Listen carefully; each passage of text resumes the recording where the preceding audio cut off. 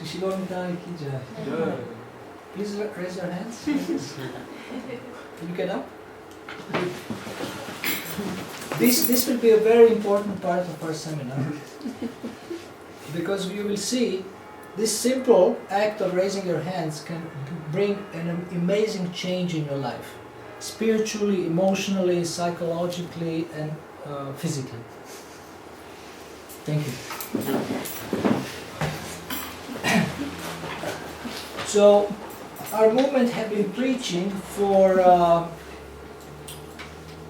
40 years, isn't it? About 40 years. And many people have come, but also many people have gone. So we don't want to lose people anymore. We want people who come to stay, and for this we need a place where they can come and like it. We need a caring environment, a caring community.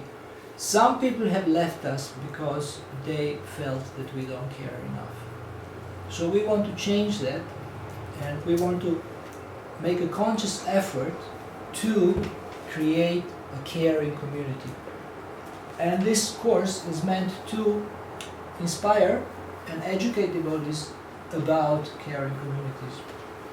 Important part of caring communities is devotee care and guidance system. And this is a structured way of associating with devotees. I will mention few examples of caring communities in ISKCON that exist already, like in Chowpatty, Mumbai. For many years now, they have a large community and a very successful community. This program had been started also in Croatia, recently in Zagreb, Croatia, in Split, Croatia, in Ljubljana, Slovenia. In Ukraine, Kiev, also it's functioning quite well under the inspiration and instigation of Niranjan Swami. So there is more, probably, maybe some that I'm not aware of, but these are some of the examples where it's already going on, it's already developing, and people are already seeing some benefits. Of course, benefits are amazing of the establishing such a system. So this is our plan for the presentation. We will look at some Shastric evidence why we should build a community. We will speak about some principles of community building. We will explore the structure of the system, look at some challenges, and I just mentioned some role models. And we will go quicker than usual because we have less time. We will also have some demonstrations, exercises. It will be interactive also. I will ask you questions. When I was in Italy, there was a screen, and I was always pointing the screen, and the laptop was near the screen, and I have to get accustomed to this. So we want to start with the DVD to show you of Mauritius. Mauritius is an example of a multicultural society which is working together.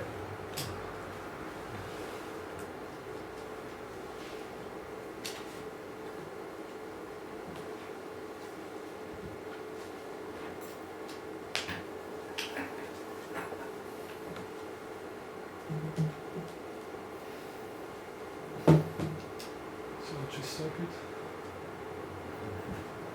So to push this a little bit.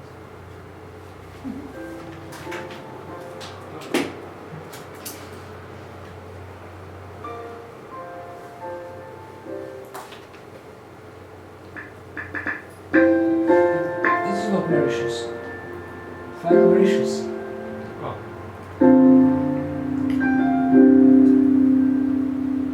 And we need also good sounds, loud sounds.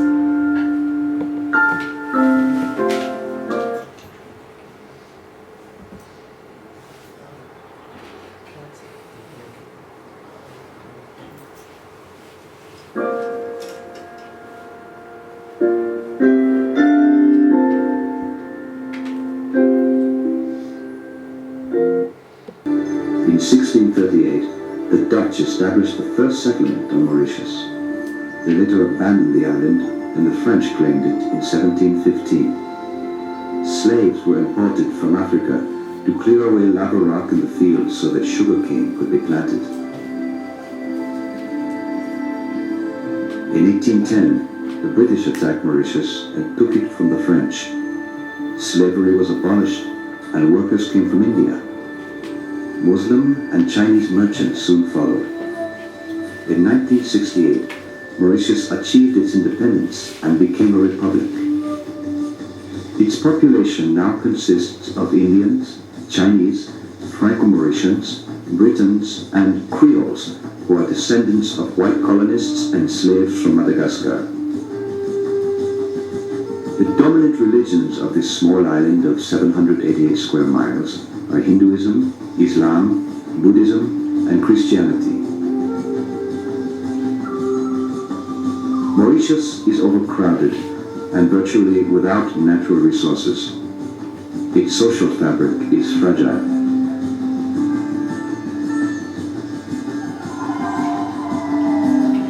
Since 1952, the population of Mauritius has doubled to 1.2 million.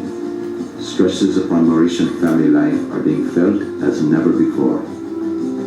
Mauritius is confronted with balancing the demands of a complex and increasingly urban society with its cultural, ethnic, and religious traditions.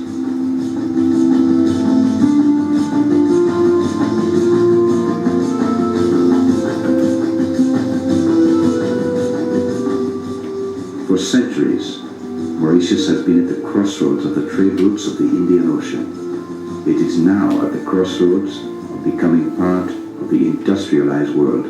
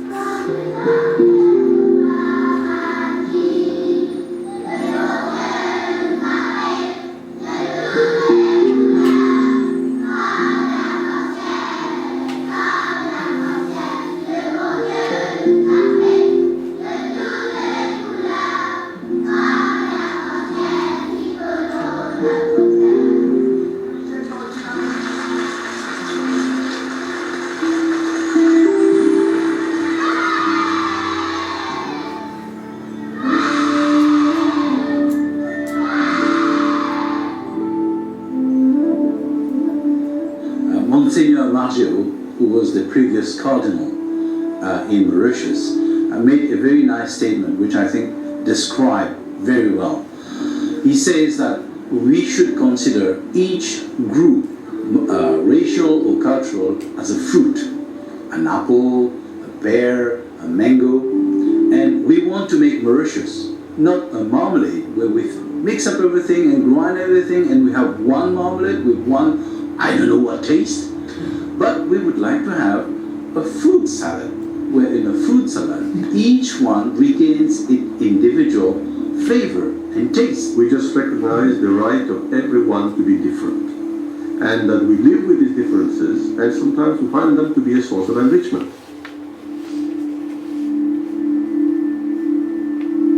Do not forget that this island is the same as it was in the 16th, 17th century, far away, outside the main currents of developed countries and nations, which means that for the survival of the country, you have to give the very best of yourself.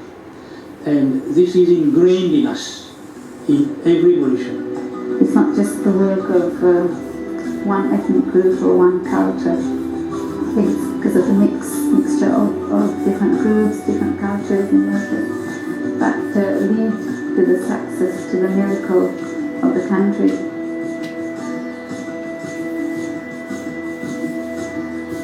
For quite some time, people have been talking of Mauritius as being an example of peaceful coexistence. To my mind, this is by now outdated. I believe more in terms of an active interaction between the different communities that live in this country. I have a very Anglo-Saxon upbringing, and which I think is also very American. And we have a confrontational system in the West. Two ideas confront, they fight it out, and the best one wins. Now, what I've learned here, where the majority of the population is Asiatic, now the Asiatics have a completely different way of looking at life. Their way of looking at it is you look at what your opponent, what his position is, and you try to get as close to his position as possible. Because there are so many different cultures and communities around, we are used to listen to the others. We have to take care of the others, their opinions, and we readily accept them. I mean, the idea is to try and get a little bit of everything and to find in an end result, a better end result than the others. Let's look at school children, for instance. When they go to school in any village or town, they walk by the sides of someone who doesn't look like them. This is why we not only come to know each other within this country, but we know also quite well a diversified culture representing the world over.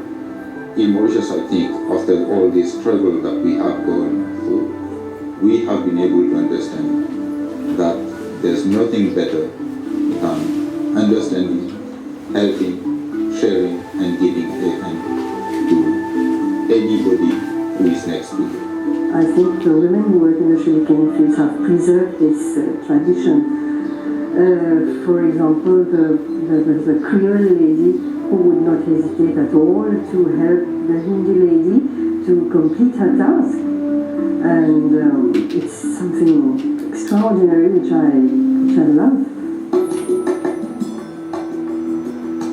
Our senior management is drawn from a number of the different ethnic communities of Mauritius. Now, we believe that that's a strength. The fact we do come from different backgrounds means that when a question is asked, we don't all give the same answer, and therefore you have a number of different aspects of the question. It's formidable to see how we can rub shoulders with each other and show a sense of solidarity, which is remarkable. We know that we are all Mauritian people and that we share, whether we want it or not, we share the same fate.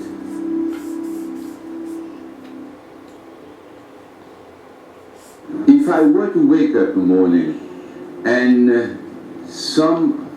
one of the components of the Mauritian community had disappeared, for me it would be completely disastrous. I can't live without the Chinese, the Muslims, the Hindus, the Creoles, the Franco-Mauritians. For me, they make my humanity, and for me, I would be lame. I'm lucky enough to have a congregation where I meet the great cultures of the world every day. Buddhism, Hinduism, Islam, and Christianism. 2,000 of my parishioners are Chinese, so I use this very regularly. You see, I'm asked very often in colleges, in factories, to say masses where most of the congregation is not Christian, or Muslim and Hindus. So I call it my East and West. For me, it's a way of bringing together the East and the West, so important for our world today. There is no religion of the world that preaches anything contrary to love, to universal brotherhood, to tolerance. I feel, these are human values which we should preserve, which should persist. And you don't see these kinds of things in other working environments. Where people are becoming so egocentric. Any community, any race, any religion is nothing but it's what comes from your heart. It comes from the heart, and people feel it, our guests feel it. The famous Mauritian smile that they talk about all the time, I think that's why people come back. I think we have developed over the years the ability to look at the other with the heart. I'm just being a bit poetic, but that's how it is. We have the capacity of looking beyond physical appearance and beyond ethnic differences. We just see the man or the woman. We see the Mauritian. It takes a whole village to make a man. You can't grow up just in a small nucleus family and become somebody who can live in harmony with the society. In Mauritius, we have this village that can make the Mauritian somebody who can be in harmony with his brothers, with people around, and eventually with the world.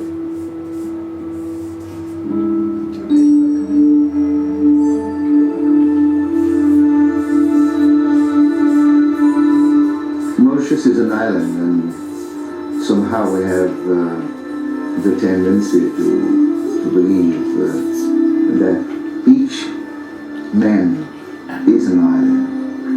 But I don't look at it from the negative point of view.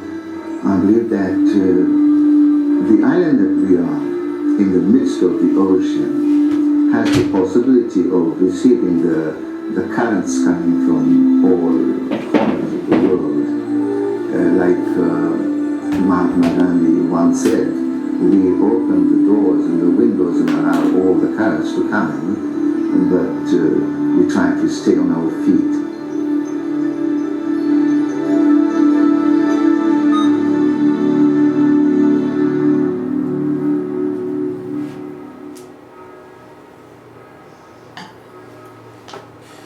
Do you have a pen?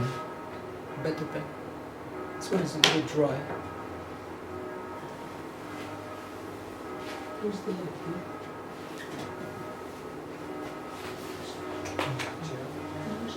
No, for now.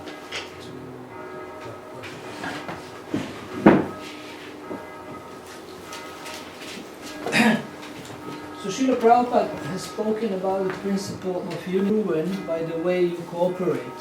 So he, at the end of his life, he stressed cooperation among devotees. And this is a big challenge. It's not easy to cooperate. People think differently and they come from different cultures. Srila Prabhupada also mentioned when you put matches together, they are unbreakable. But if you take one by one, they are all breakable. And Bhaktivedanta Swami was speaking about a loving coalition, and I call it collective care. Like this gentleman mentioned that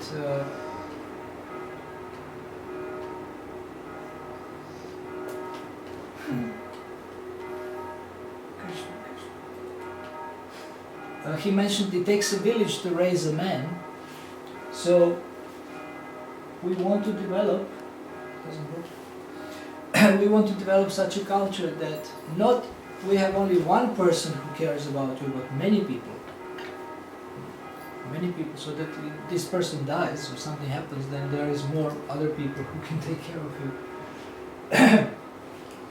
So I really need. It goes forward but not backward. This doesn't go back, and sometimes it goes forward on its own. So. Maybe on the machine itself. Huh? On the machine. Otherwise, I can also assist you with. Oh, now it works. As soon as you came, it worked. That's amazing. Out of 7 purposes of ISKCON, 2 speak about bringing the members of the society together. So the third one is to bring the members of the society together with each other and nearer to Krishna, the prime entity, thus to develop the idea within the members and humanity at large that each soul is part and parcel of the quality of Godhead, Krishna.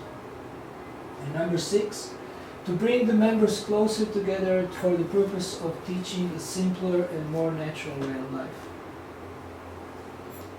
So Srila Prabhupada really wanted devotees to actually care for each other and to work together and to live together and to be a love-loving community.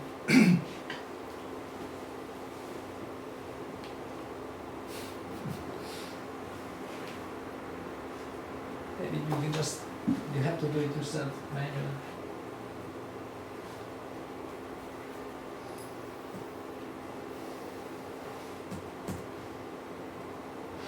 Something is not working, no?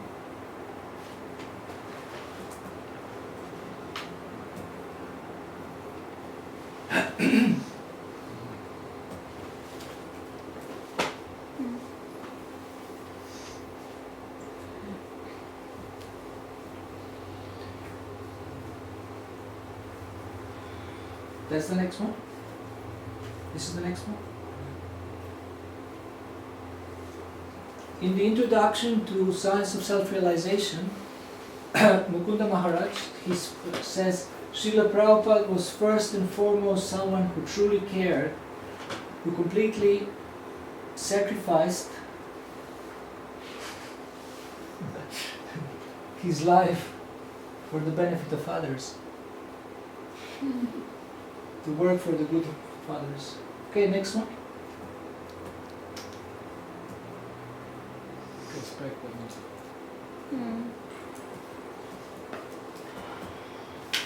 Would it be good if you just click on the left hand side, if you that view, but then you have to make them smaller here so that we see the whole slide.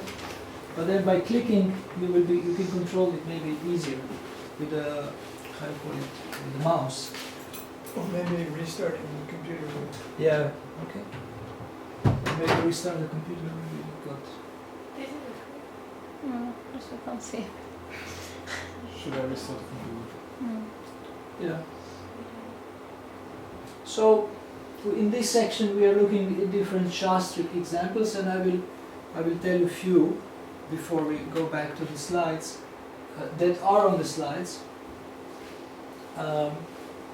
Prachetas in the 4th canto were chanting the song given to them by Lord Shiva, and Vishnu was so satisfied that he came on Garuda and he said, I'm so pleased by your friendly relationships that I am ready to give you any benediction.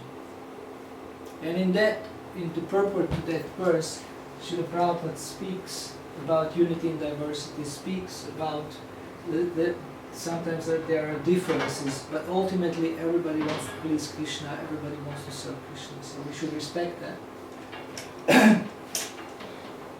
Then there are a few quotes where Srila Prabhupada speaks about helping each other in preaching, helping each other follow the instructions of the spiritual master. And this seminar, the subtitle of this seminar before was helping each other succeed.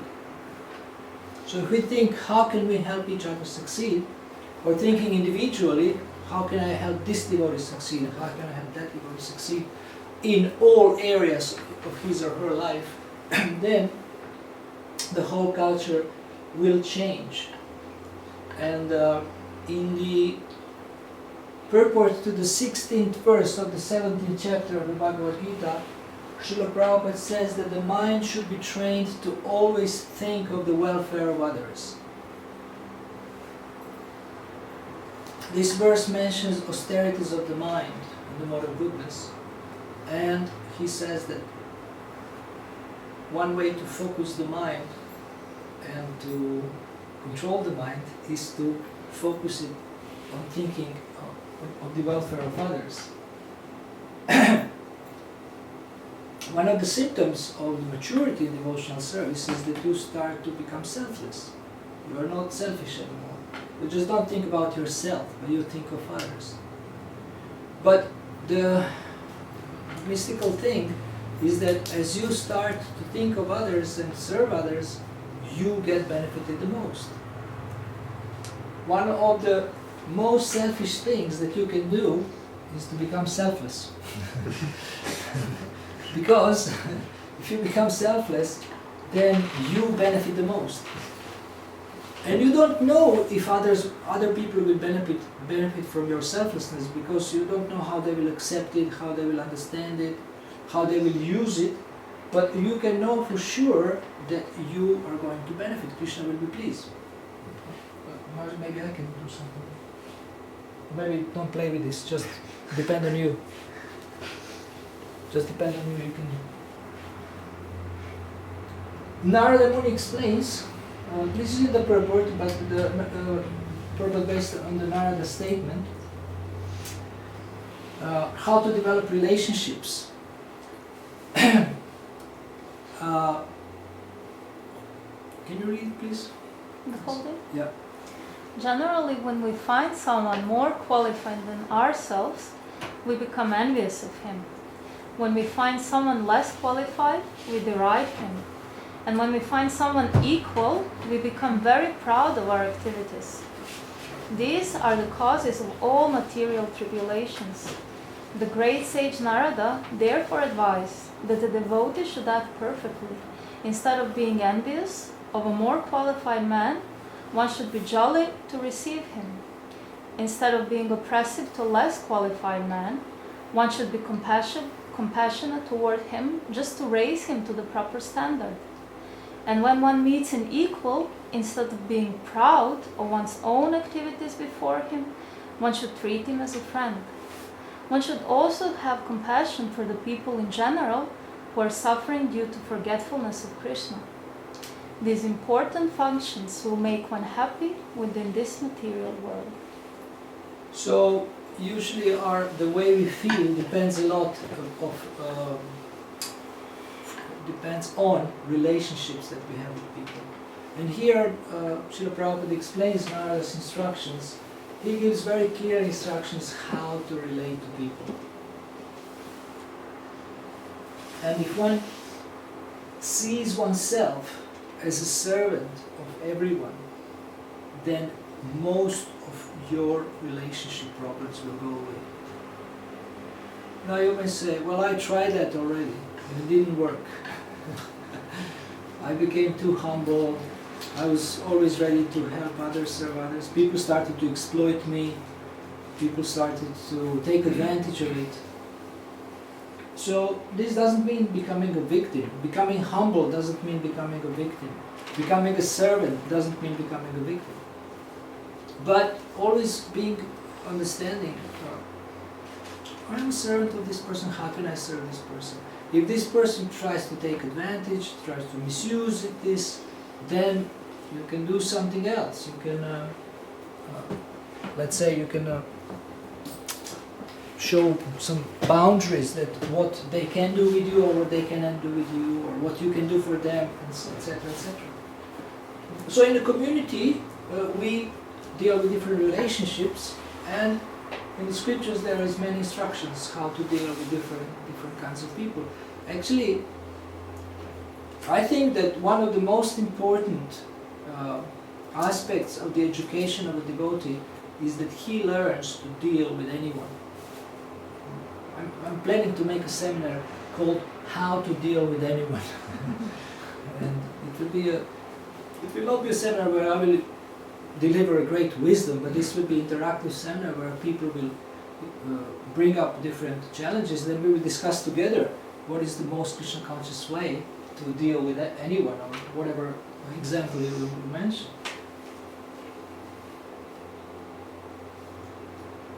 Niranjan Swami has a book called Taking Care of Krishna's Devotees. This is based on his classes, and he speaks about a spiritual guide.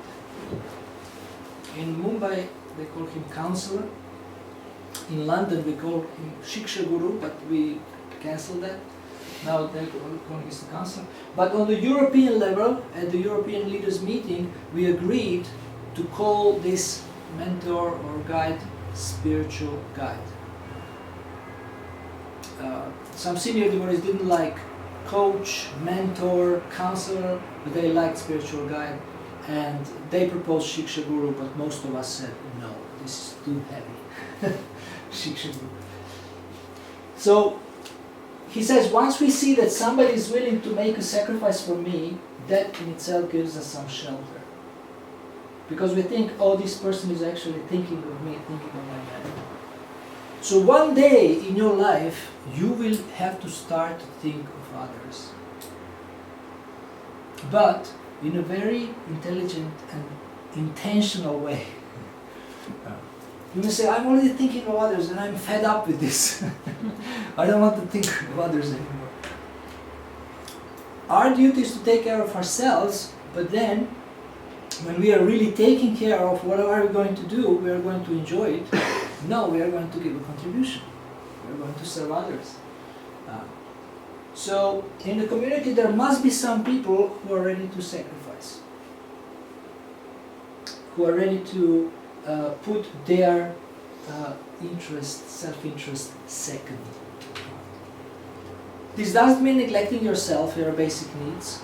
You have to take care of yourself in every way, but we want to give. This one works? You're doing it remotely? But from there. Now, Gopal Bhatta Prabhu is a Prabhupada disciple. He runs a big company. He went to Mumbai, to Chapati, to see how they are doing it. And he concluded that why this system is successful is that they love each other. They like each other. So, he said, it's obvious that even I can see it. And it's not pretentious, it's genuine, the relationship between guides. So people come to our movement and then see that we don't like each other, we don't take care of each other, then most of them would not like to stay. I have even people saying some extreme things. They say, I don't want to join because if I join your movement, you are going to treat me as you treat your members, and this is not good. But as long as I'm a guest, you treat me very nicely. Okay, next. Prachetas we discussed, yes? More?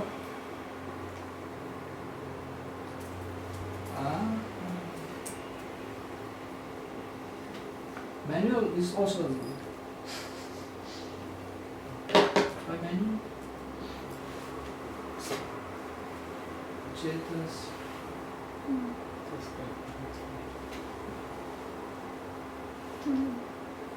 It doesn't want to go further. Oh, goodness. You know what you can do? A trick maybe. Show this view with the slides on the left hand side. Then you can enlarge them and just enlarge this side as much as you can, and then we can have them try it with clicking.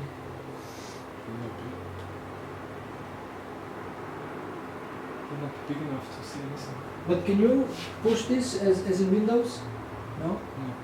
No. Bogus. What's his name? Macintosh. Jobs?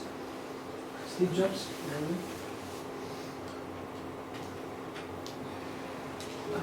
This one, the next one. Try another laptop maybe. Well, if I have my glasses, I will be able to see. Where's my glasses? Oh, here.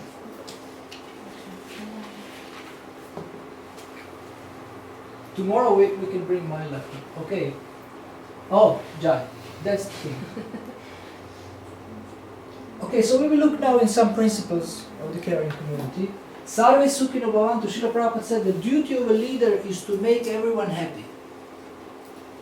So we want to create many spiritual guides who will intentionally try to make devotees happy in every way.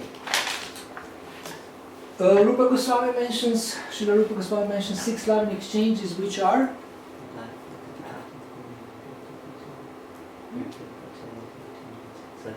Can you say it again loudly? And in English, please. He will translate first Sanskrit.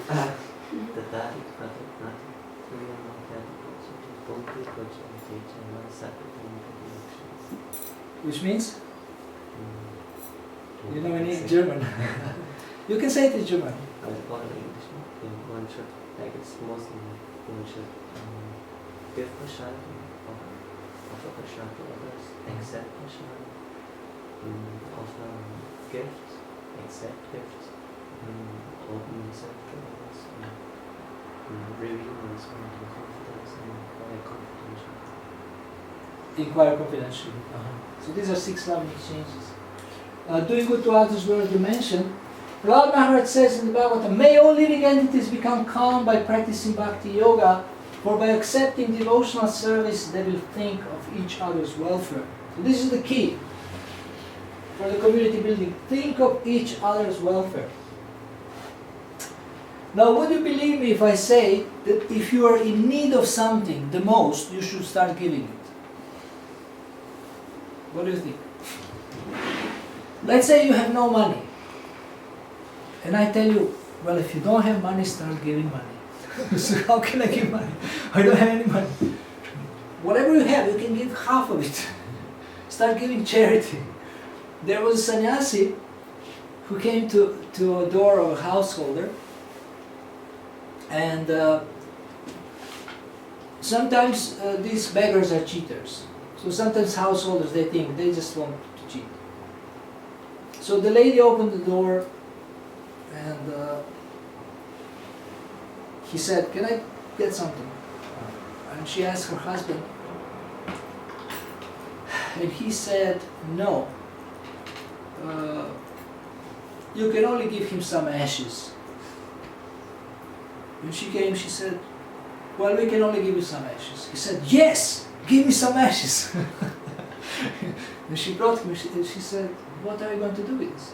He said, "I'm not going to do anything with this, but I'm just teaching you to start giving." Giving something. Start with your charity. So I forgot why I said this story. Because if you need something, the most. Oh, but you need something, you should start giving it. In Africa, there is always some wars, and then people are refugees. They go to other countries, and sometimes they are very poor. They have nothing. They have just a bag. But previous refugees, people who have ran away from the same country, maybe, or other countries, they're also very poor. And sometimes they accept families. They have one room, like 5-6 people in one room, and they accept another 5-6 people and share this very little that they have, and they all survive.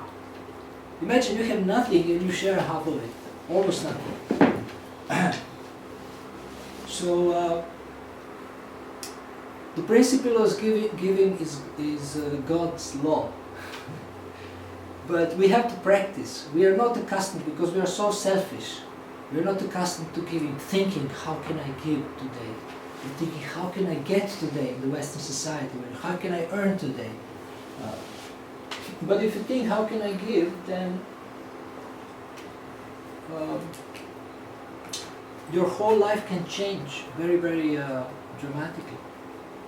I asked one devotee, my friend from England, how can we promote coaching in the most powerful way?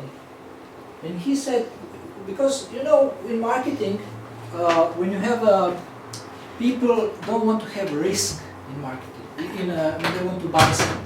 So perfect marketing means no risk or low risk. You get this product, if you don't like it, you can return it. You know, low risk when you're buying deals, when you have a deal. So he said, let's offer people that we will pay them to coach them.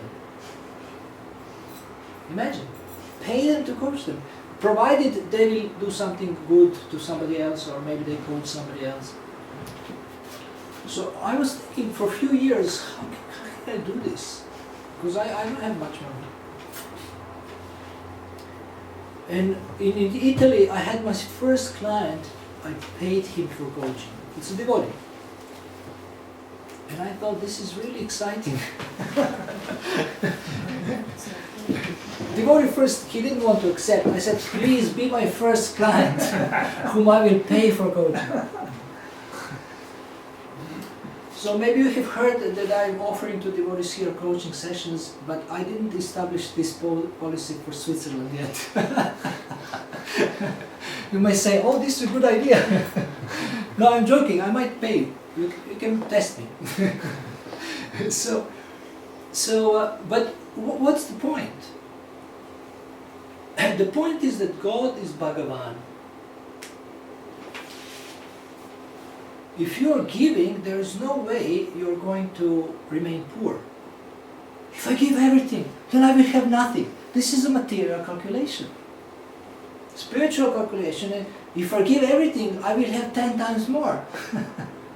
Do you believe that? A little bit? Somebody? So thinking of each other's welfare, we can start small. devotees sometimes say, how can I think of the welfare of a devotee I don't like? I say, start with those who you like. That's easy. Then we can work further on, giving to those who are thinking of you don't like. Start where you can. So, in the community, if people start giving, then people will start getting. There is a saying, the more you give, the more you get. And I extended it. The more you give, the more you get, so you can give even more. Because why should you get? The purpose of giving is not just to get, but also that you can give more. So it developed this culture of giving in the community. This can help. Training is care. Adipurusha Prabhu taught me this principle. He is coming to you soon, isn't it? So there is a non-vegetarian example, but I can turn it into a vegetarian. Maybe you heard it about it. Give a man a fish, you feed him for a day. This is give a man a bread, you feed him for a day. Teach him how to make bread, you feed him for a lifetime. So the best help you can provide for people is to help them help themselves. Your people become dependent on you. You may feel good that you are a savior for some time, but actually, if you have 5-10 dependents, you become drained and you can't help anyone. You end up in the hospital or in a mental hospital.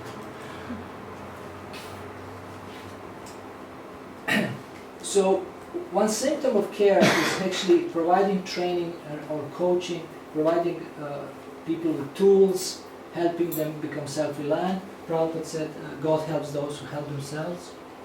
So, this is one of the principles. Responsible communication in the community. If I text you or phone you, please respond. If I email you, please say, I don't want any emails from you. And then I will not email you anymore. But don't ignore my email. Not only mine, I'm just speaking in general. Responsible communication. Yeah. I have experience in Krishna consciousness in my life. When I try to communicate with the devotee, he never responds to my emails. His phone is always off. When he's with me, he's always on the mobile phone in an email. So how is this possible? Is this every day like this? You're always an email, but you don't respond to my email. Why is this? You don't like me or something? Reliability, when you promise that you will do something, then do it or say I'm not going to be able to do it. Making and keeping promises builds trust, and not doing it decreases trust. Okay. Next. Mutual support, mutual accountability, taking initiative, mutual benefit, seeking first to understand. There are so many principles, we don't have time to go through all of them. These are very powerful principles. Clarity of purpose of the community, helping everyone establish themselves in their varna and ashrama. And now I will jump over all of these and speak about something that was raised by one pujari in Italy. What is the difference between being sentimental and caring? You tell me.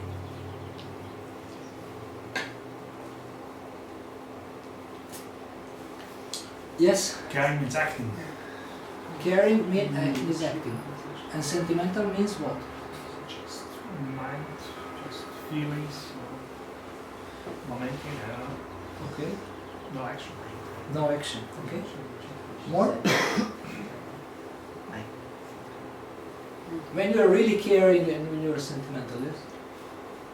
Sentimental is might be wallowing with a person in the problem. And caring might be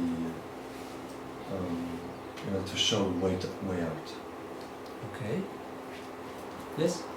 I think caring is something lasting, sentimental is something at the moment. So sometimes you are caring and sometimes you are not. Caring could be something lasting, sentimental is a moment most of the time. I'm not sure I understand. Sentimental is more an emotion. Caring, that's what he said, it's an acting process and it's a lasting thing. Okay.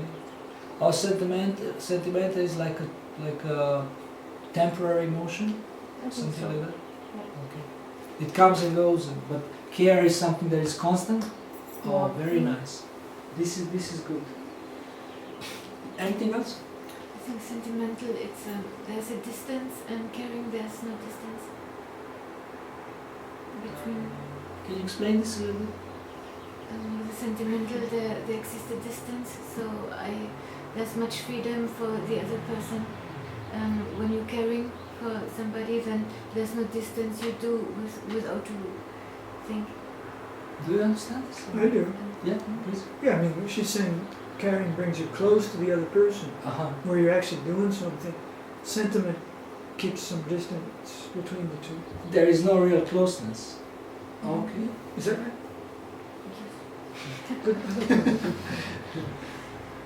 Thank you. Anybody else? Sentimental and caring? Could it be that sentimental, you do what you think is good to do because you feel. So maybe you don't do what really is necessary to do. You do by your own thinking, this is good for this person. And caring, you involve yourself, you analyze what this person really needs, and then you act. Or to take that even a step further, act by finding out what the other person needs, saying what is your actual need, and then acting. Yeah, that's I was speaking that you analyze the situation and then you see it. Yeah. And then after. Okay, these are very nice. So there is body, mind, and soul. So what we were discussing in Italy is that if you care only for the body and the mind, that's sentimental. But if you care for the body, mind, and the soul, that's caring. Does this make sense?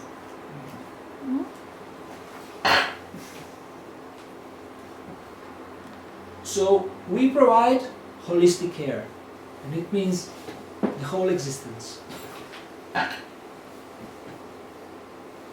If you tell me, oh, I don't like how I look like.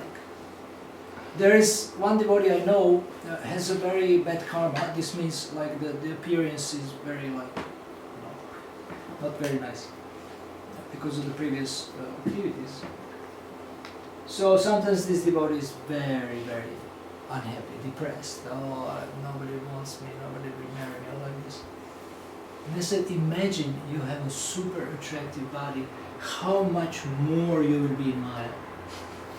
It's a good point. You are lucky. You are lucky. Of course, the person has to be ready to hear this. You can't just throw it at them.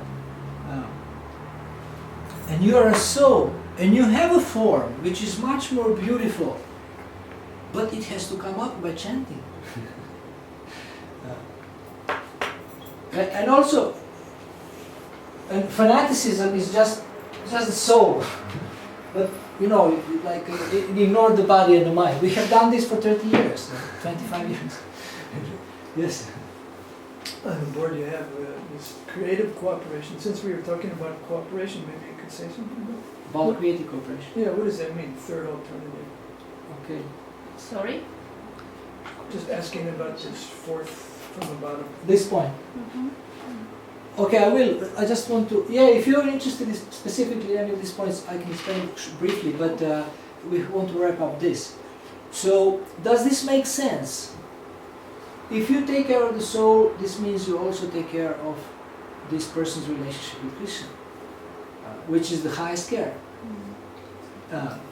So we want to take care of devotees holistically in every possible way. That's not sentimental. This is complete care. Creative cooperation, third alternative. I believe you know this. It's that 1 + 1 = 3. husband plus wife equals 3 if they work on it. They make a job. In the nature there is the principle of synergy, sometimes symbiosis, but when two people come together, immediately there is an added value just because they came together. So the, how do you say, how do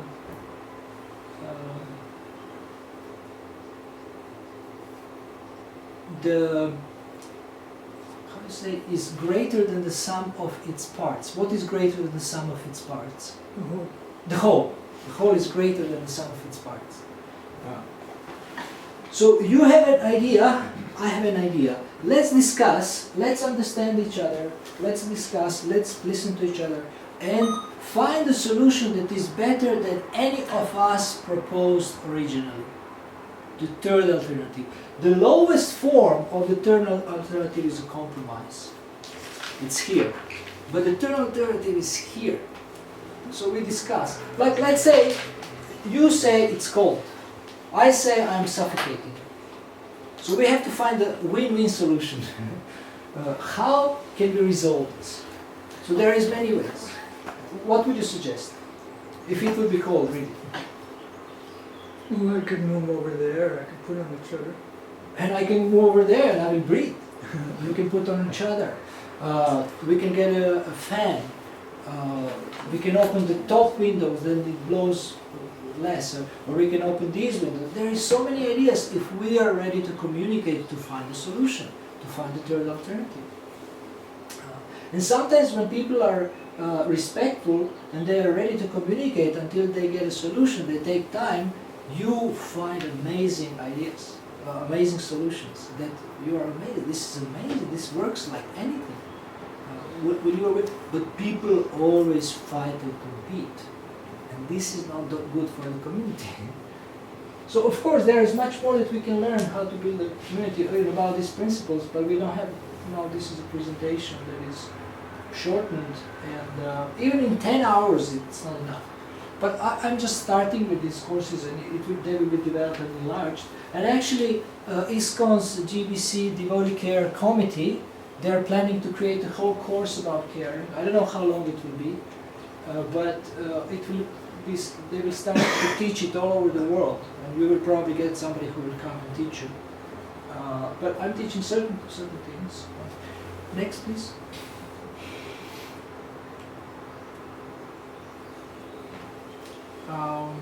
Could you read this, please? While the men were meeting in that way, the women were also meeting on one another in the same manner. They were embracing each other in great friendship, smiling very mildly and looking at one another with much affection. When they were embracing each other in their arms, the saffron and kumkuma spread on their breasts was exchanged from one person to another, and they all felt heavenly ecstasy. Due to such heart-to-heart embracing, torrents of tears glided down their cheeks. The juniors were offering obeisance to the elders, and the elders were offering their blessings to the juniors. They were thus welcoming one another and asking after each other's welfare. Ultimately, however, all their talk was only of Krishna.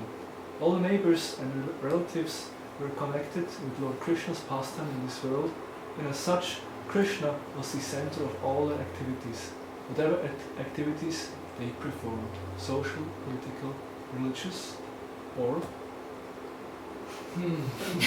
Well, on the windows you can see the whole thing, but here... I don't know. Can you look a little bit down there? Or maybe make the...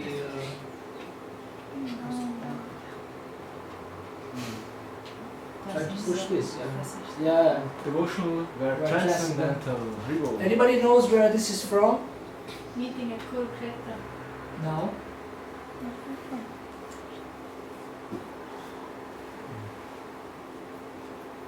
Krishna book?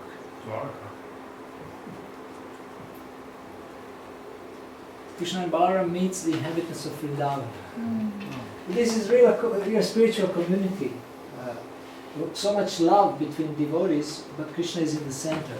So this is what we can strive for, to develop. Next, please.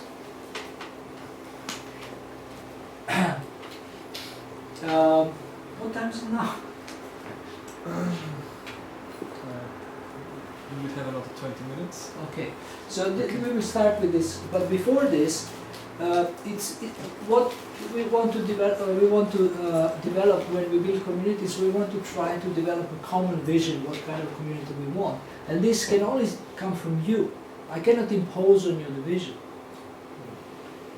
But of course, this common vision or definition of how we want community to be should be based on the scriptures and on Krishna consciousness, Krishna conscious principle. Because it will ensure its success if we act according to God's laws. Can you please get up and close your eyes?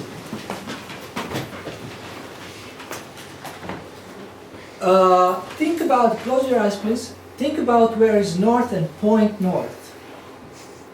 I don't know where is north. Yeah, don't look, just point north. But what if you don't know where is north? Then don't I point have no anywhere. idea. Okay. Just point north and keep on pointing. Some of you don't know where is north. Okay, so now keep pointing and open your eyes and look around the room. Look around the room and keep pointing. Okay?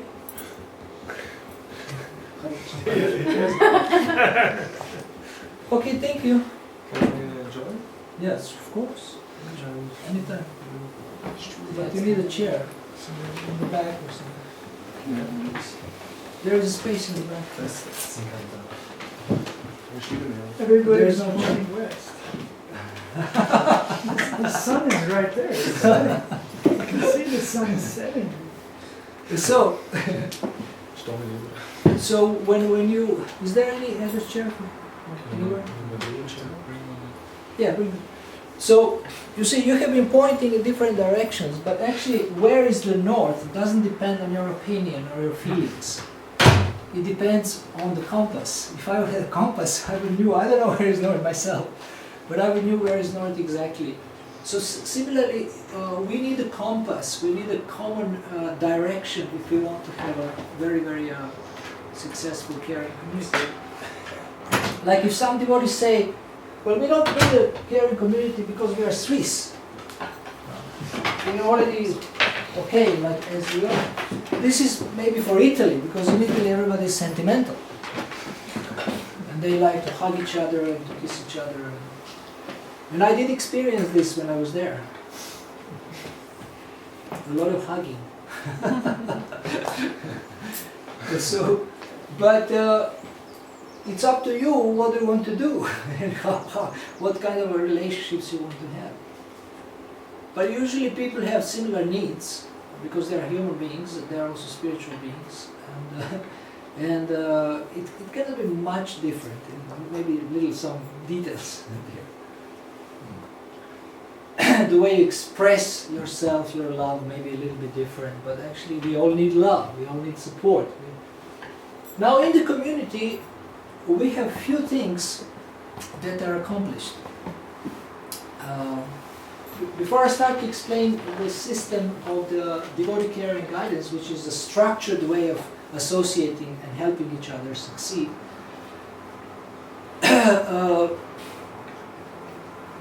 the purpose of the community or intentionally built community is three things. One is support, another is guidance, and the third is challenge. Support, guidance, and challenge. So support means encouragement, readiness to help, being caring, holistic care. These are some aspects of the support. Guidance means you know how to guide people. You know, you are able to understand where they are and how they can make a next step. You listen to people very well, and then you are able to guide them from where they are to where they want to be. Challenge is important because if we don't stretch, we don't grow. If you don't stretch, you don't grow. Stretching in life is very important. We all have a need, we all have a tendency to do something and to go over our limits. If we stay where we are, we then start to sink. Stagnation lasts very briefly. So we always have to stretch. Therefore we need challenge. But we agree to be challenged.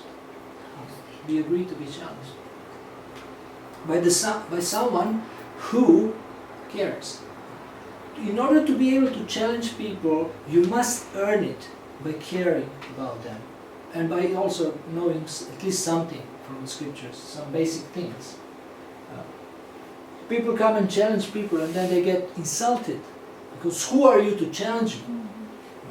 Do you really care about me? Well, don't be sentimental. Well, I don't care. I don't want to listen for you. I don't care how much you know until I know how much you care. There is a saying. I don't care how much you know until I know how much you care. So why people listen to Srila Prabhupada? Because they were convinced he cares. He's interested in me, in my welfare. So we have to earn the right if you like to challenge people. And basically they have to give us a permission.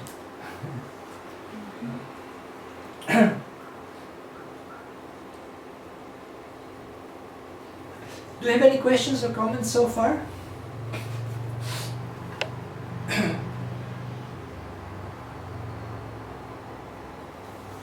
have one question.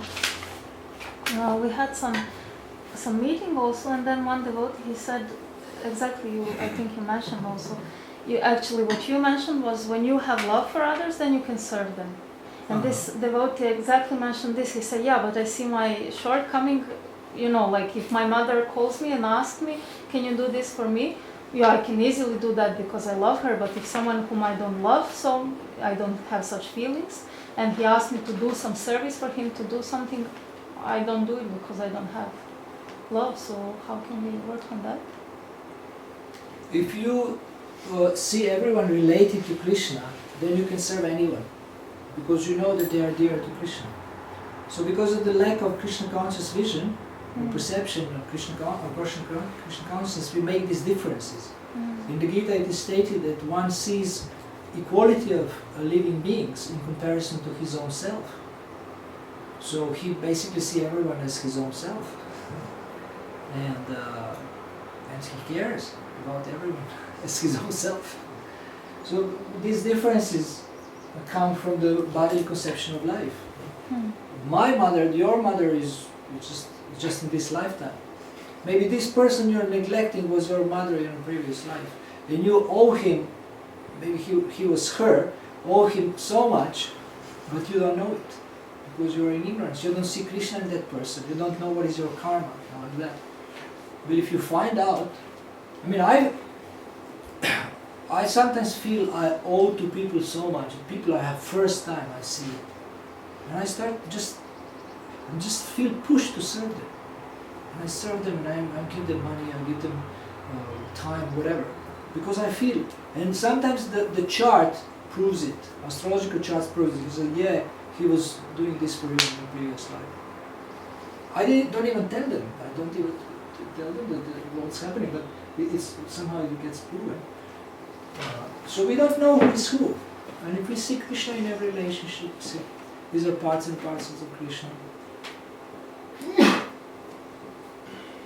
So we have to raise our vision and perception to a higher level if we want to be more Krishna conscious and more successful and happy. And community means global community.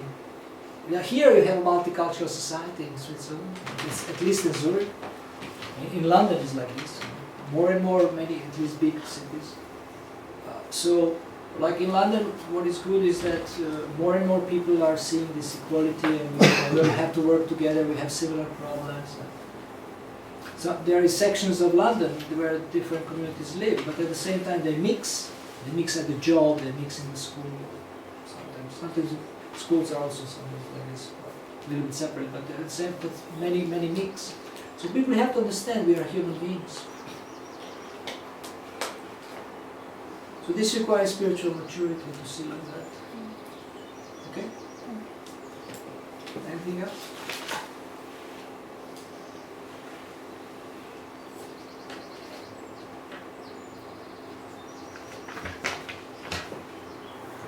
Actually, I don't want to go into this today. We will start tomorrow. We will just, by the end, until the end of this session, we can just discuss things. But I want to also mention a few benefits. Why you should make an effort to build a caring community. First of all, you don't have to do it. If you're happy like this, it's okay. But there is so many benefits. There is many benefits. And can you tell me what could be the benefit of building a caring community or more caring community if you already have a caring community?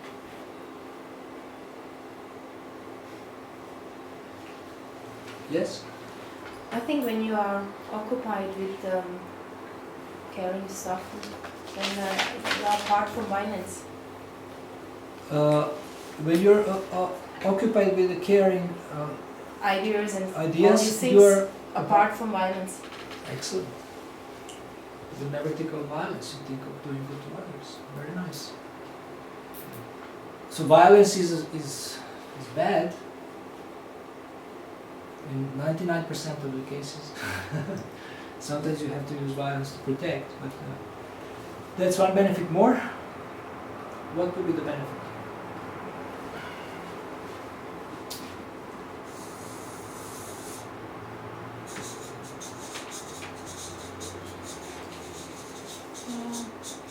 Maybe we should haven't any groupist mentality. What? Groupist mentality. You think I'm from this group or that group. I know more. This know less. Or this person. They are material. They are spiritual. This groupist mentality goes away. And at the same time, everybody's there are more united. Everybody. More united. Yeah. They think the welfare of everybody. And sometimes, for example, if somebody don't come to the temple, they will think, oh, why this person didn't come to the temple? Let's call them and ask why this happened. No speculate, oh, maybe this person is Maya, maybe this person makes some material stuff. Yes, we'll finish this prayer speculation and more, everybody will be more united and the group is will finish as well. I learned one amazing thing from H.G Akrura Prabhu. I mean, we know this, but we don't really know it very deeply. But he is so fixed in this that I was overwhelmed when I interviewed him. I just thought, my God, this really, I have to think about this day and night. He said, everybody is a person. Everybody is a different person. You cannot put anyone in the box. So, oh, Krishna. I'm not putting anyone in the box anyway, sorry. But still, I don't see everyone as a... Everybody has to find his own way to Krishna. Somehow. There is a standard things that we do, but how you apply it for every individual. So in a community, in a caring community, you become highly personal. You don't judge. You try to help. One great formula for happiness and community building is help more, judge less. 4 words.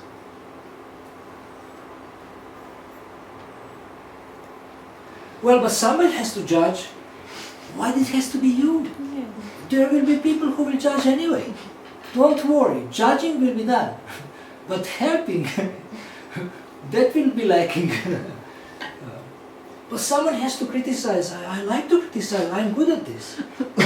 You are not the only one, there is a majority. But how many want to help? And not help in just a sentimental way. Oh, I want to help you. How to help me? I want to give you a coat. But my soul is freezing in ignorance. So I need knowledge, I don't need a coat. give me some knowledge. Yesterday I was driving, two devotees driving to the airport, and they say, Prabhu, you're very positive, and you just see good in us, and why don't you tell us what you really think? What we need to change? Something like that. Very, very sincere question. And I said, you want to hear? And so they said, yes. And I said, well, I already told you this, but you probably didn't hear it. If you don't change, you're going to suffer. If you remain where you are, you're going to suffer more and more. They were quiet.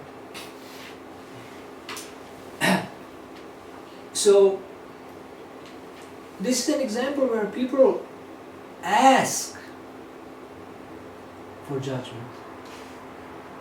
But they seem to be convinced that I'm not a threat for them. That I'm not going to harm them in any way.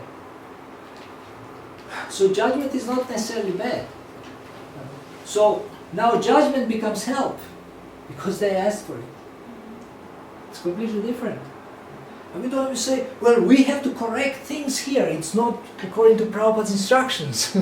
We have to squeak and squeeze and turn everything, and then everybody has to say, yes, Yavol! And surrender. And then we will have a perfect community with perfect artificial smiling. But we are not machines. We are not machines. So also very important is free will. Everybody has a free will. You cannot force anyone. I cannot force you to love me. You cannot force me to love you. It's voluntary. I cannot force you to love any community member. I'm telling you, love every community member. You can't say, how can I serve you? How can I serve you? How can I serve you? How can I serve you? But you can say, well, out of 5 people that you suggested, 4 I don't like. And this 5th, so-so.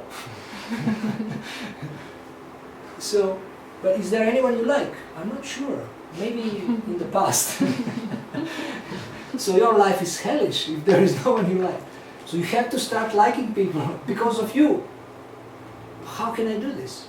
Start seeing them differently. Start seeing them as very dear to Krishna. Maybe they're not dear to you, but they're dear to Krishna, to Prabhupada. Okay. This devotee that I don't like is dear to Krishna. Prabhu, can I do something for you? Akrura said, to serve people we don't like, people we like. So then they see that you're, completely artificial. I'll give you an example. I was teaching one devotee to smile, and he has like a mafioso background. He's from Serbia. This is a famous country. Mataji is from Serbia.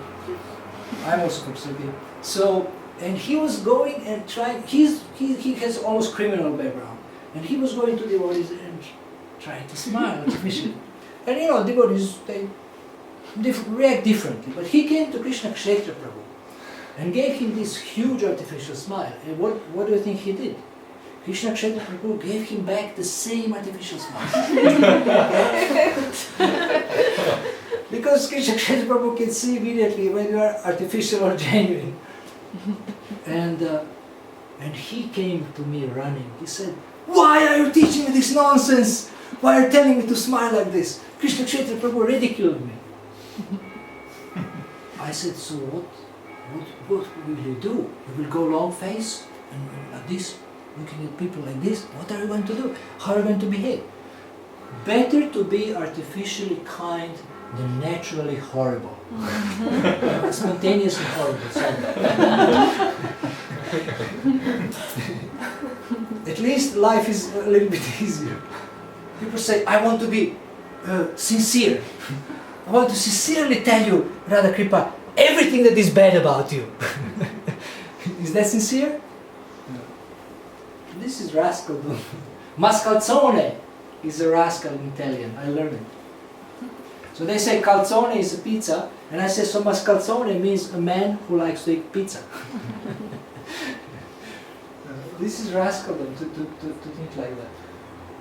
So Prabhupada said imitation of a good thing is a good thing. So at least we can try to be nice on the outside, but gradually also that feeling develops. Please get up once again. I tell you how, just by changing the way you, your position, your bodily position, how you feel differently. Raise your hands like this. Try as hard as you can to be frustrated. Very difficult. Gently, Swami step. Try even harder to be frustrated. How does it go? Very, very difficult. Try chanting softly Hare Krishna. Hare Krishna, Hare Krishna, Krishna. Try even harder to be frustrated. Hare Hare, Hare Rama. Thank you. So simply by raising our hands, and this didn't come from any New Age book or coaching book, this is coming from the altar, you change the way you feel. Simply by raising your hands. Yeah. But we rather go to a psychiatrist and pay large amounts of money and lament about the past. And he listens and takes money. He says a few things. Take this medicine or something, this tablet. It will pacify your nerves. But Krishna has given us such a simple process. So, in the community we try to be nice. Smile, Hare Krishna. How are you doing? But gradually we start to feel, but actually it's nice to smile to people. It's nice because they smile back. I have experienced in ISKCON devotees whom I was talking to several times. I know them, they know me, they even sometimes said they like me. Haribol just doesn't see me. I mean, it's in the corridor, there is nobody there, and I'm passing. And I asked one devotee, what should I do? Should I ignore them? Because I'm very good at ignoring. I have a PhD from the past. He said, no, Vaishnava, he doesn't do. You continue saying Haribol, and Krishna will be pleased with you, even if they don't respond. So this is what I'm doing still. Very nice advice. This devotee is like 20 years younger than me, or whatever. But his conclusion is, I think, very, very healthy. So the attempt to do something good is good already. Just the attempt. And whether it's artificial or not doesn't matter, just practice and it will become natural. Giving, like I say, start giving, like this ashes story. What shall I give? Well, give something you don't need. At the manor, I'm joking, they bring old saris and old dhotis, and I give class and I say, well, it's easy to bring the old sari and old dhoti and think I'm a great charity giver. Why don't you bring a silk dhoti? Why don't you bring the golden necklace for the deities? You keep it for your family. And when you die, why don't you give it to Krishna? So, but it's not so difficult. But people even don't want to give what they don't need. They have full closets of clothes. They never. So maybe for the future. And you're already 65. Maybe I will need it. You will never need it because you are too fat now. Yes. Can you give me an example for making an attempt to do something artificial and it becomes natural? Like smile. But any other examples? Giving. You don't want to give me a sweet, and you shouldn't because I don't need sweets. But but you say, well, let me try to give him a sweet, because maybe Krishna will be pleased, giving prasadam to all living entities. I'm not saying personally, but for example, you don't like me so much. It's just an example. That you don't even consider me a human being. So you can give a crystal prasadam to all living entities. So I don't know which species I belong to, but give chair prasadam to all living entities. And see whether Krishna responds and whether he is pleased. Giving. I was so fired up in Poland, I gave a class about giving. And I was speaking about my iPod. And I was saying, well, I get attached to my iPod, and maybe one day Krishna will test me, can I give it in charity? And I was speaking about this iPod, and this is not a very fancy iPod, it was 5-6 years ago, but at that time this iPod was something, a little bit. Now iPods are like, I will tell you what happened, I have another iPod now. So, and I thought, wow, I spoke so much about giving, and I didn't even plan to speak so much, and I think this is really interesting, because, you know, I hope people are get inspired to start giving. And one devotee after the class came, said, Prabhu, you still have this iPod? So his conclusion from the class was that he can get an iPod. But I already gave it away 2 days ago to one devotee who impressed me by something. So how do we understand this giving? And how, if you start giving something you don't need, but you develop a taste for giving, then you can start giving. And go to the Bhagavatam verse which says that Krishna is most pleased when you give something that is most dear to you. But you have to be aware that you want to change it actually. Yeah. Otherwise, if it's just maintaining artificial, it's not changing. It's done with, it's calculated. It's done with great intelligence. Yeah. And your calculation is, I want to please Krishna. That's the best calculation. So you don't even care about me, you know? You don't even care about me, you want to please Krishna. Of course, later on maybe you will care about me a little bit, because you see that I'm maybe not so bad. But at the beginning we don't know who people are and how they will react. Maybe they harmed us in the past. But we want to show God, I respect your part and parcel here. And He is in their heart. Maybe somebody else wants to give an example of something artificial that becomes natural? Yeah? Well, Srila Prabhupada said that you might not want to dance, or did he say pay obeisances? He said you might not want to do certain acts, like bowing down, or I think he said dancing, I can't remember which one. But he said if you do it anyway, as a kind of practice, then it'll develop. I think it was dancing. Yeah, I believe he said it for both. Maybe.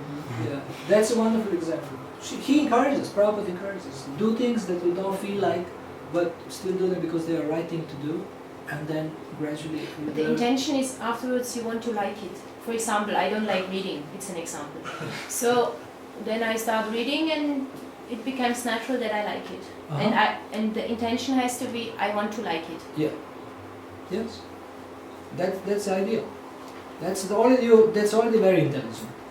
I want to like something. So we educate. It's an investigation. No? Investigation?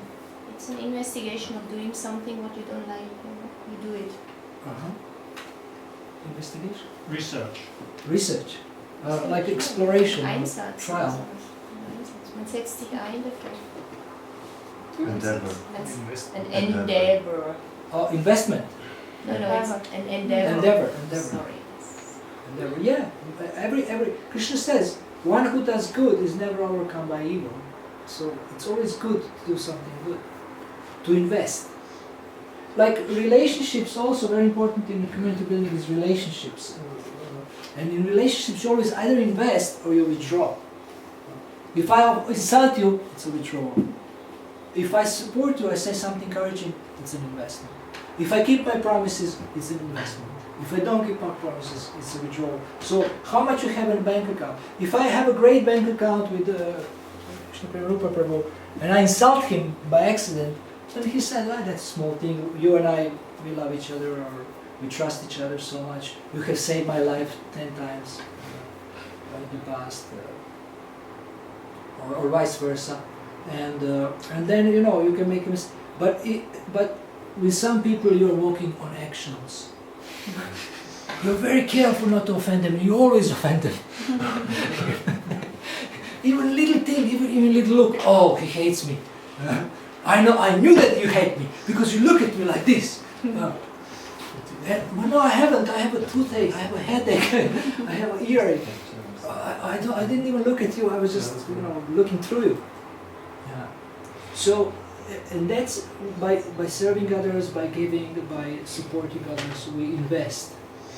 And then later on, you can actually challenge each other. To me, quality friendship is, we can say, okay, what are you going to do about your goals, Prabhu? Your goals. I didn't impose them on you. Well, my goal was to listen to the Maha Mantra every morning, but somehow I don't. For how long? Well, since I've started practicing this last 3 months, my japa excellence table is not very good. It says, how many rounds have you heard? 0, 0, 0, 0, 0. So what are you going to do about it? I don't know, I'm going to try. Well, don't try, either do it or don't. Trying means take responsibility yourself. T-R-Y. And then you can challenge me, I'll challenge you, and we help each other grow and stretch and advance in Krishna consciousness. Otherwise, we can always pat each other on the back. Oh, you're so nice. Mwah! Let me hug you. You're so wonderful. You're in Maya, but you're so wonderful. And that's okay. That should always be there. But then the higher level is, okay, let's challenge each other. With permission. Okay, any other questions and comments, and we can wrap up for today?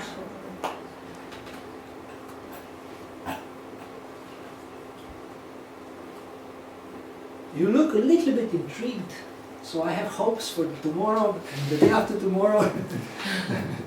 So it's a little bit hot here. Any comments? Do you think this will be a little bit useful, maybe for you? No. Are you gonna make any offers to pay us if we attend tomorrow? Well, I still didn't come to such a high level to pay for the courses. I pay for the coaching sessions.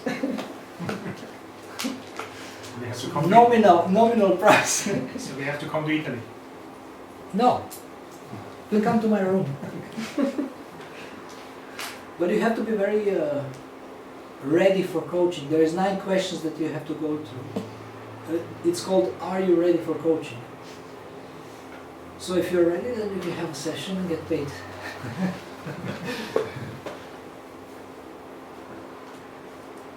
Maybe I'll pay you in some natural products, like fruit. Yes? I thought it's not such a...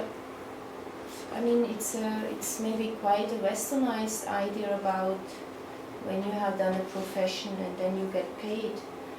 But from the other side, a doctor or a psychiatrist or whatever, they always benefit of the clients, So actually, I always thought they have to pay the clients.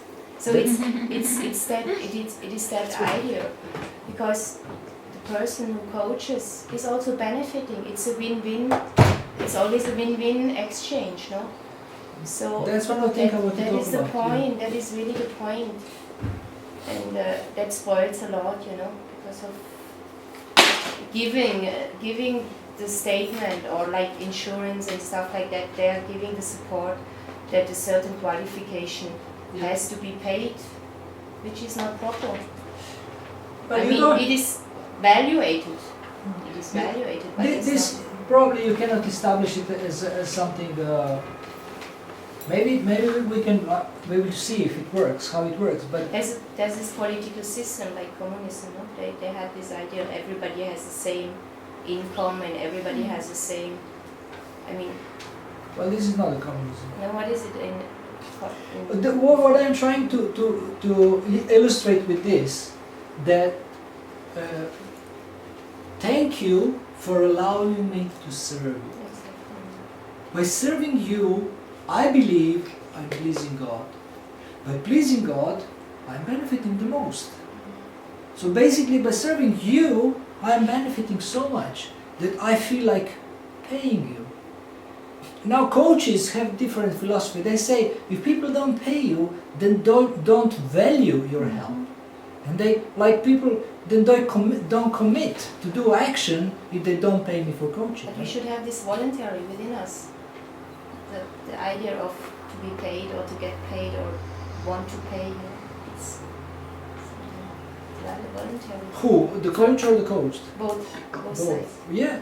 Well, people reciprocate. People reciprocate. They, when the way I was before, I was saying that they say, how much do you charge for coaching, like personal coaching? I say, I don't charge, but if you find value in coaching, you can give me a donation.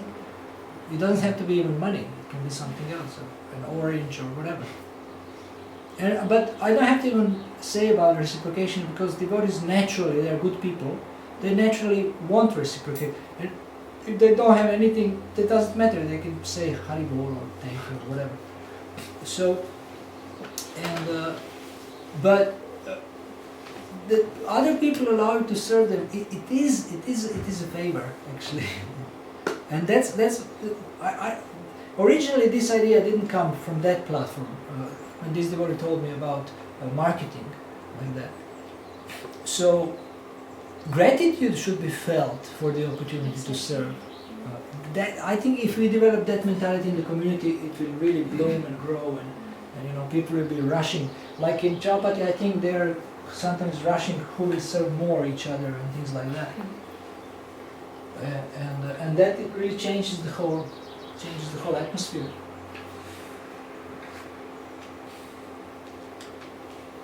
Okay, so we will end here with a short kirtan, if you don't mind. Is that okay?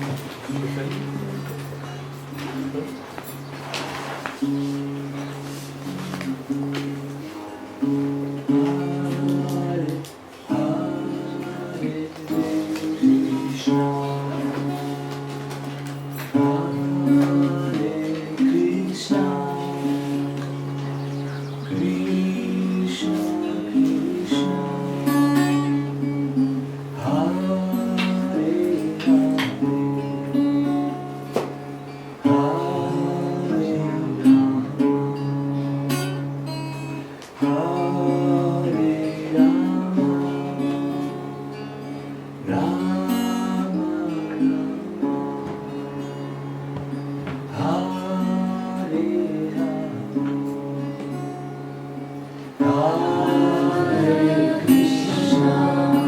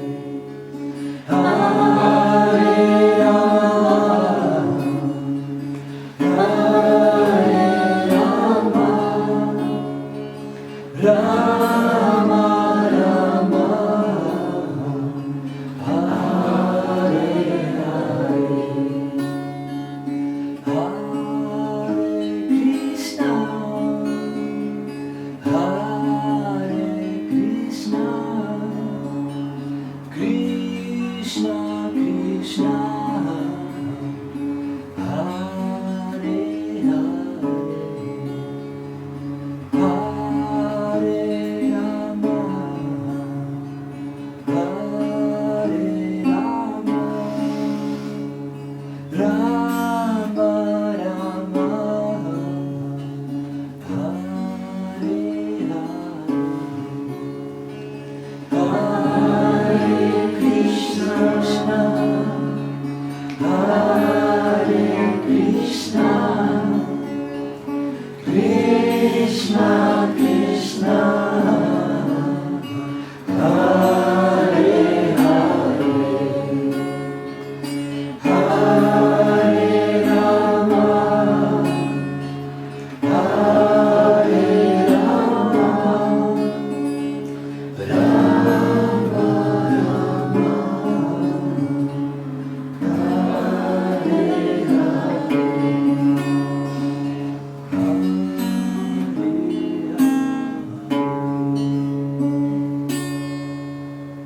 Haribo. Voila, thank you. Thank you very much. See you tomorrow, 6:30. Thank you.